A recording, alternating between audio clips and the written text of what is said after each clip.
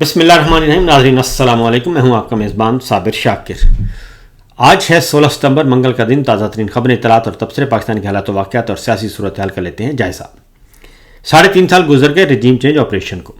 اور ہر آنے والا دن ایک نئی گواہی کے ساتھ آتا ہے اور سچ کو ظاہر کر رہا ہے اور بتا رہا ہے کہ پاکستان میں جو عمران خان کی حکومت، منتخب حکومت کا تختہ الٹا گیا تھا، جو تحریک عدم اعتماد سو کالڈ لائی گئی تھی، وہ دراصل رجیم چینج آپریشن تھا. اور امریکہ کے حکم پر، انٹرنیشنل پلیئرز کے حکم پر، ہمارے مقامی سہولت کاروں نے، فوجی قیادت اس وقت جنرل باجوہ صاحب کی تھی، انہوں نے یہ سب کچھ مل کر کھیل کھیلا تھا، لیکن ہر چیز کو چھپایا گیا. اب کامن ویلتھ انٹرنیشنل مبصرین کی ایک ٹیم آئی تھی اور انہوں نے ایک رپورٹ سبمٹ کی تھی. کچھ خبریں آپ کو دے چکے ہیں کہ وہ رپورٹ کو چھپایا گیا، اور اس رپورٹ میں چونکہ دھاندلی کے سارے ریکارڈ جو ہیں وہ موجود تھے اور اس لیے اس کو چھپایا گیا. لیکن اب ایک اور رپورٹ آ چکی ہے، یعنی کہ جو کامن ویلتھ مبصرین نے جو رپورٹ چھپائی اور جو شائع نہیں کی، اس لیک شدہ رپورٹ پہ ایک اور رپورٹ آ چکی ہے. اور یہ بھی ہمیں کون دے رہا ہے؟ مغربی ذرائع ابلاغ دے رہے ہیں. چونکہ پاکستان میں جو پاکستان کا میڈیا ہے وہ تو مکمل طور پر کمپرومائزڈ ہے، اور وہ اشتہارات کا لالچ ہے یا کوئی اور لالچ، وہ تو بالکل نہیں بول رہا. وہ تو وہی روزانہ صبح ایک ایڈوائس جاری ہوتی ہے، میڈیا ایڈوائس، اس کے اکارڈنگلی وہی خبریں دیتا ہے جو سرکار کہتی ہے، اس کے علاوہ کچھ نہیں. تو لہٰذا کامن ویلتھ مبصرین کی جو رپورٹ ہے وہ بھی پاکستان کے ذرائع ابلاغ سے غائب ہے، بالکل نہیں ملے گی آپ کو، اور اس لیے کہ حکم دیا گیا ہے کہ یہ نہیں دکھانا. اب ایک اور رپورٹ آ گئی ہے. مغربی دنیا وہ باز نہیں آ رہی، کیونکہ وہ کسی ٹیلی فون کال پہ خبر نہیں بدل رہی. اب ہے جی ٹیلی گراف کی رپورٹ، اور اس میں کیا کہا ہے؟ دا ٹیلی گراف نے یہ کہا ہے کہ جو لیک شدہ رپورٹ ہے اس کے مطابق فوجی حکومت نے 2024 میں، یعنی کہ فروری 2024 کے الیکشن میں، عمران خان کی پی ٹی آئی پارٹی سے دھاندلی اور ووٹرز کی ہیرا پھیری سے یہ ذریعے الیکشن چرایا. اور اس کے ساتھ ساتھ دولت مشترکہ پر الزام عائد کیا جا رہا ہے کہ اس نے پاکستان کی فوجی حمایت یافتہ حکومت کے ساتھ ملی بھگت کر کے 2024 کے عام انتخابات میں وسیع پیمانے پر جو دھاندلی کی گئی تھی اس کو چھپانے کی کوشش کی. یہ دولت مشترکہ کے مبصرین پہ اور اس کے سیکریٹریٹ پہ الزام عائد کیا ہے ٹیلی گراف نے، اور انہوں نے کہا ہے کہ یہ رپورٹ بھی فوجی حکام کے کہنے پہ چھپائی گئی اور فوجی حمایت یافتہ حکومت کے ساتھ ملی بھگت کے ذریعے چھپائی گئی. یعنی یہ جو اس وقت آپ کو الیکشن چور نظر آ رہے ہیں، اور میں آپ کو بتاتا ہوں کہ دوڑیں کیسی لگی ہوئی ہیں. اور اس کے ساتھ ساتھ دولت مشترکہ کا سیکریٹریٹ عام طور پر اپنے رکن ممالک کے انتخابات کی نگرانی کے لیے ایک آزاد مبصر کے طور پر کام کرتا ہے،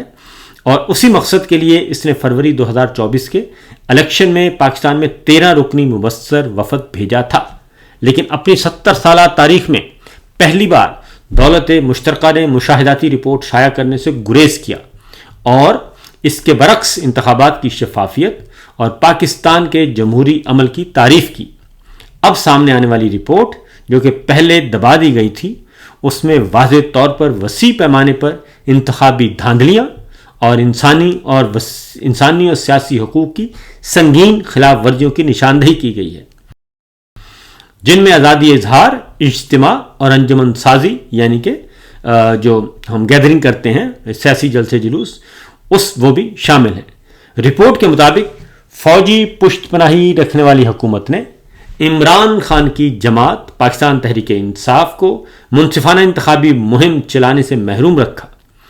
امیدواروں کو آزاد حیثیت میں الیکشن لڑنے پر مجبور کیا گیا، اور پارٹی کو اس کا انتخابی نشان استعمال کرنے سے بھی روک دیا گیا. مبصرین نے بتایا کہ حکومتی فیصلے بار بار ایک جماعت کو غیر مساوی اور محدود انتخابی میدان میں دھکیلتے رہے. رپورٹ میں یہ بھی انکشاف کیا گیا کہ متعدد پولنگ اسٹیشنوں پر اصل نتائج کے فارم اور حلقہ سطح پر جاری کیے گئے حتمی نتائج کے فارموں میں واضح تضاد موجود تھا. یعنی کہ جو امیدواروں کو موقع پہ جو پولنگ ایجنٹوں کو موقع پہ فارم 45 دستخط کر کے جاری کیے گئے وہ، اور جو الیکشن کمیشن نے بعد میں جعلی فارم 45 بنا کر اپنی ویب سائٹ پر جاری کیے وہ، ان دونوں میں فرق تھا، کیونکہ جو پولنگ ایجنٹوں کے پاس فارم 45 تھے جن میں ووٹوں کی گنتی، ایکچوئل ووٹوں کی گنتی تھی، وہ صحیح تھے، لیکن الیکشن کمیشن آف پاکستان نے اپنے دفتر میں بیٹھ کے جعلی فارم 45 وہ آویزاں کیے اپنی ویب سائٹ پہ، تو اس کی نشاندہی کی گئی ہے کہ یہ دونوں میں تضاد تھا اور یہ سب کچھ فورجری تھی۔ غیر قانونی طور پر انہوں نے آگے کہا ہے کہ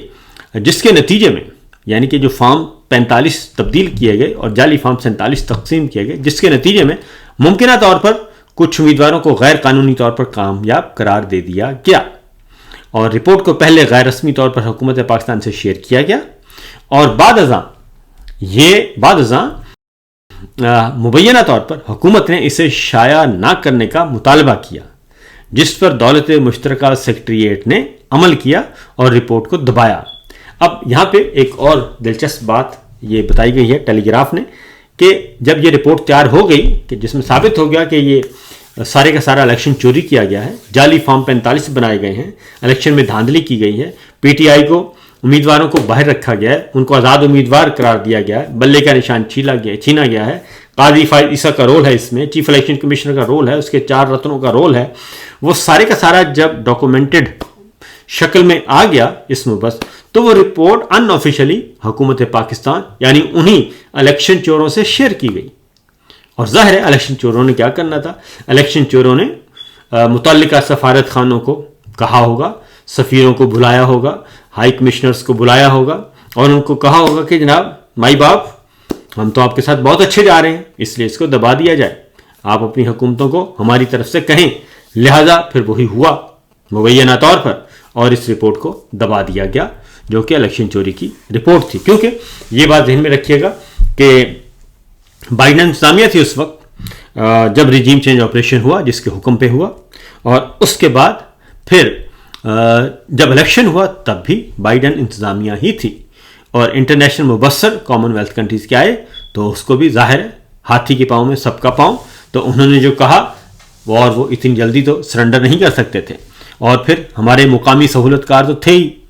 اور اس میں پیچھے بار بار فوجی قیادت کا اور فوجی قیادت کی حمایت یافتہ جعلی سرکار کا ذکر آ رہا ہے۔ انہوں نے کہا جی مبینہ طور پر حکومت نے اسے شائع نہ کرنے کا مطالبہ کیا، جس پر دولت مشترکہ سیکریٹریٹ نے عمل کیا اور اس رپورٹ کو دبا دیا گیا۔ یہ رپورٹ جو اب مکمل طور پر لیک ہو چکی ہے، ڈراپ سائٹ نیوز نے حاصل کی، اور یہ ایک مایوس کن اور ناراض شخص نے افشا کی جو دولت مشترکہ پر دھاندلی کو چھپانے میں ملوث ہونے کا الزام لگا رہا ہے۔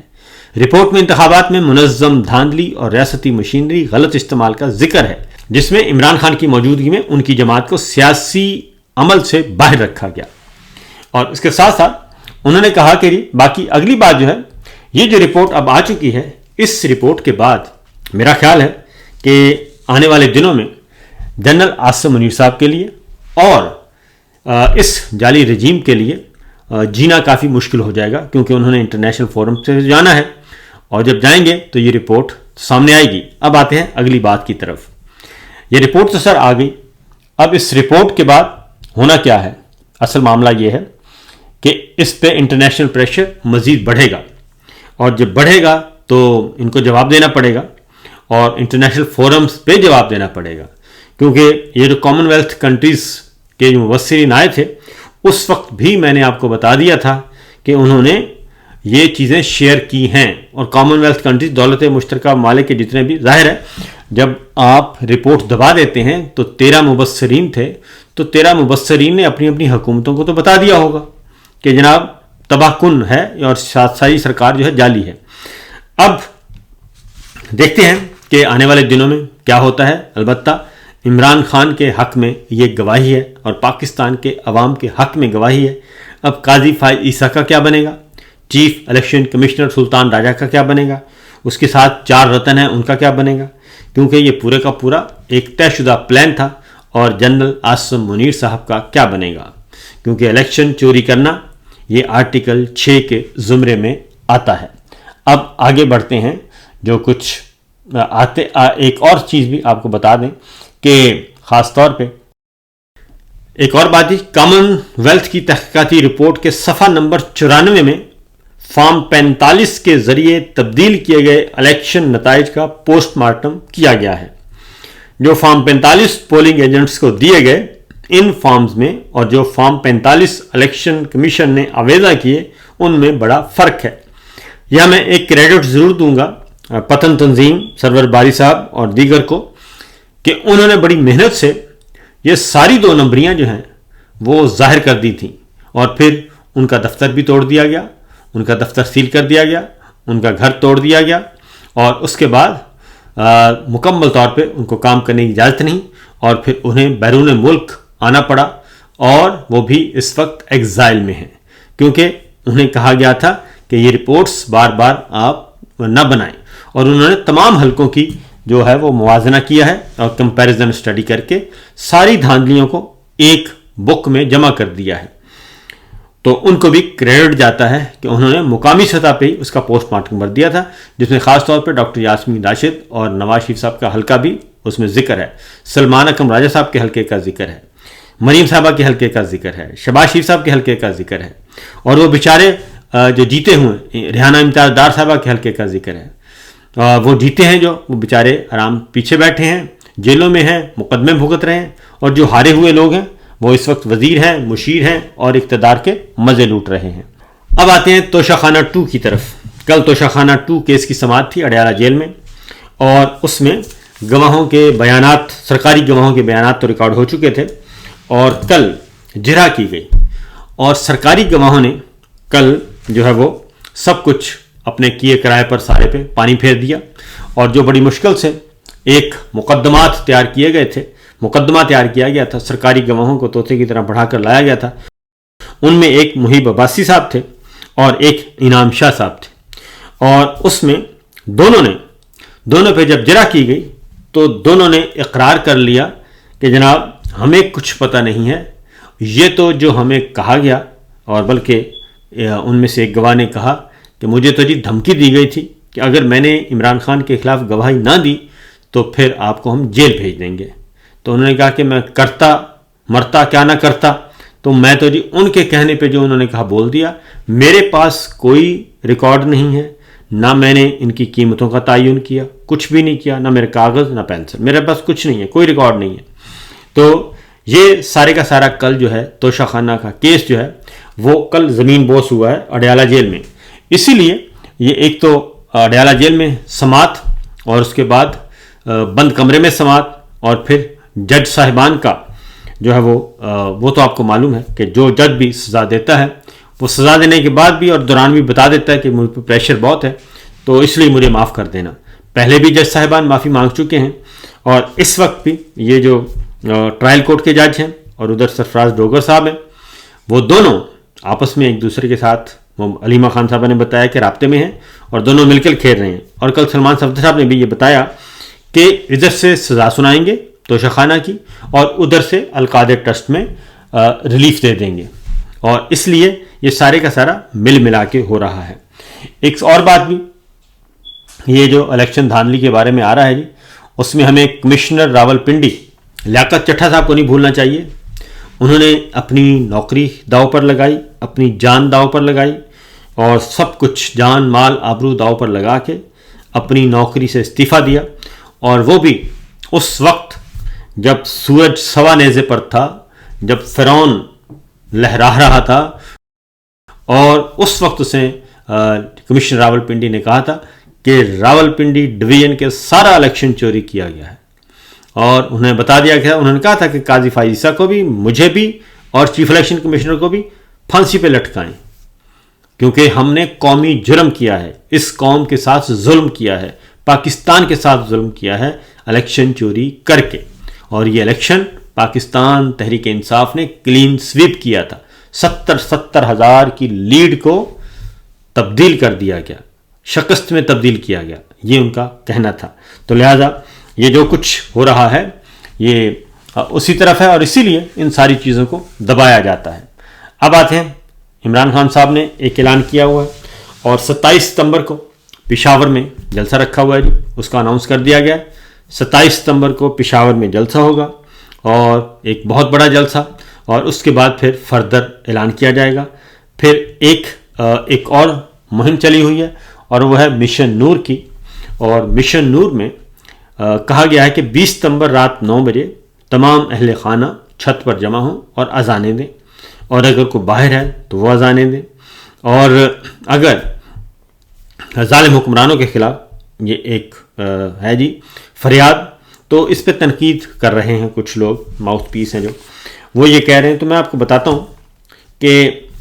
اذان دینے کا مطلب یہ ہے کہ اللہ تعالیٰ کو پکارا جائے، اللہ تعالیٰ سے مدد مانگی جائے، کیونکہ یہ کوئی پہلی دفعہ نہیں ہو رہا. جب تحریک چل رہی تھی نظام مصطفیٰ کی اور بھٹو صاحب کے خلاف، جو بھٹو نے الیکشن دھاندلی کی تھی، الیکشن چوری کیا تھا 2/3 اکثریت کے چکر میں، تو وہ 77 میں تحریک چل رہی تھی. تو اس وقت بھی یہ مارچ میں تحریک شروع ہوئی تھی اور جولائی تک چلی تھی، اور پھر مارشل لا لگ گیا تھا. اس وقت بھی جو قومی اتحاد کے اپوزیشن کے کارکنان تھے، رہنما تھے، وہ خود گرفتاریاں دیتے تھے، رضاکارانہ طور پر آتے تھے اور گرفتاریاں دیتے تھے. جیلیں بھر گئی تھیں، اور وہ بھی اذانیں دیتے تھے، اذان دیتے تھے اور اپنی گرفتاری دے دیتے تھے. اور پھر اس وقت بھی اپوزیشن کی اپیل پر گھروں میں اذانیں دی جاتی تھیں. اور اذانوں کا مطلب کیا ہے؟ اللہ تعالیٰ کی کبریائی بیان کرنا اور اللہ تعالیٰ کی شہادت دینا، محمد رسول اللہ صلی اللہ علیہ وسلم کی شہادت دینا، اور نماز کی طرف بلانا، بھلائی کی طرف بلانا. یہ سب کچھ وہ ہم کلمات بلند کرتے ہیں اذان کے. تو اس لیے جو اس پہ تنقید کر رہے ہیں، میرا خیال ہے ان کو شرم کرنی چاہیے. جب تمام دروازے بند ہو جائیں اور انصاف کا قتل ہو، ظلم ہو، ناانصافی ہو، اور کوئی پوچھنے والا نہ ہو، تو پھر ان حالات میں اللہ تعالیٰ کو پکارنے کے علاوہ کوئی اور راستہ نہیں بچتا. تو پھر اللہ تعالیٰ کی ہی طرف سے مدد آتی ہے، کیونکہ اس وقت مکمل طور پر حکمرانوں نے، جعلی حکمرانوں نے ایک فسطائیت برپا کی ہوئی ہے، اور وہ کسی کو ہلنے نہیں دے رہے. عدلیہ مسمار کر دی گئی، میڈیا مسمار کر دیا گیا. اور ایسے ہی ہے جیسے خدا نہ خواستہ جو کوئی ان کو امیر المومنین اور خلیفۃ المسلمین نہیں مانے گا، وہ ان کے دائرے سے، میں اب اگلا لفظ نہیں بولنا چاہتا، تو یہ تو کہتے ہیں کہ دائرے سے خارج. تو اس لیے یہ مشن نور بنیادی طور پہ اللہ تعالیٰ سے مدد کی اپیل ہے. مدد کی جائے گی، مدد کی اپیل کی جائے گی اور فریاد کی جائے گی اللہ تعالیٰ سے کہ اللہ تعالیٰ ان ظالم حکمرانوں سے نجات دلا. فی الوقت اتنا ہی، اجازت دیجیے، اللہ حافظ.